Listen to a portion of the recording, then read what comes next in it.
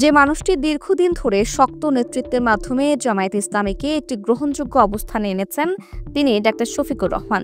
দলটির আমির হিসেবে দায়িত্ব পাওয়ার পর থেকেই তিনি জামায়াতকে সারা দেশে সুসংগঠিত করার কাজ করে গিয়েছেন, যে কারণে এই সব দলের আগে প্রায় ৩০০ আসনে প্রার্থী ঘোষণা করতে পেরেছে দলটি। আসন্ন নির্বাচনে নতুন এক ইতিহাস করতে চায় জামাত, যার ফলে দলটির আমির শফিকুর রহমানের বিভিন্ন দিক নির্দেশনা খুবই গুরুত্ব বহন করবে। তবে তিনি নিজে কোন আসন থেকে নির্বাচন করবেন তা নিয়ে জনমনে কৌতূহল বাড়ছে। এর আগে ডাক্তার শফিকুর রহমানের নির্বাচনী আসন হিসেবে ঢাকা ১৫ বিবেচিত হলেও সামনে এসেছে নতুন এক গুঞ্জন।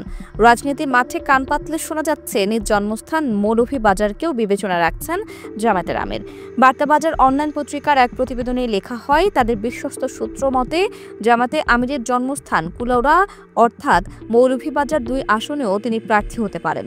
তবে এই আসনটিতে জামায়াতে ইসলামী ইতোমধ্যে মৌলভীবাজার জেলা আমির ইঞ্জিনিয়ার শাহেদ আলীকে প্রার্থী ঘোষণা করলেও দলটির কেন্দ্রীয় আমির ডক্টর শফিকুর রহমানের বাড়ি কুলাউড়া উপজেলায় হওয়ায় কয়েক দফা সফর করছেন তিনি।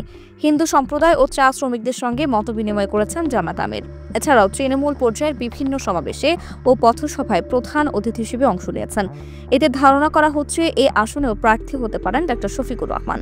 মৌলভীবাজার জেলা জামায়াতের সেক্রেটারি জেনারেল অধ্যক্ষ ইয়ামির আলী জানান, কে কোথায় প্রার্থী হবেন এই সিদ্ধান্ত নেবে দলের নির্বাচনী মনিটরিং বোর্ড।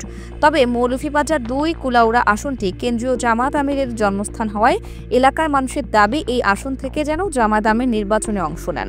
তবে ঢাকা ১৫ আসন থেকেই জামায়াতের আমিরের প্রার্থী হবার সম্ভাবনা বেশি। চলতি বছরের ২৫ এপ্রিল এই আসনে রিকশায় করে গণসংযোগ করতে দেখা গেছে ডক্টর শফিকুর রহমানকে। এর আগে ২০১৮ সালের জাতীয় নির্বাচনেও এই আসনটিতে প্রার্থী হয়েছিলেন ডক্টর শফিকুর রহমান। এদিকে আগামী নির্বাচনে অংশ নিতে অন্তত ২৯৬ আসনে প্রাথমিকভাবে সম্ভাব্য প্রার্থীর তালিকা চূড়ান্ত করেছে দলটি। ধাপে ধাপে আসন ভিত্তিক সম্ভাব্য এসব প্রার্থীর নাম অনানুষ্ঠানিকভাবে ঘোষণা করছে জামাত।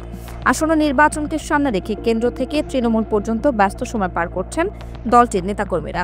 ইতোমধ্যে ঘোষিত প্রার্থীরা নিজ নিজ আসনে নির্বাচনী প্রচারণায় অংশ নিয়ে নিজের অবস্থান জানান দিচ্ছেন।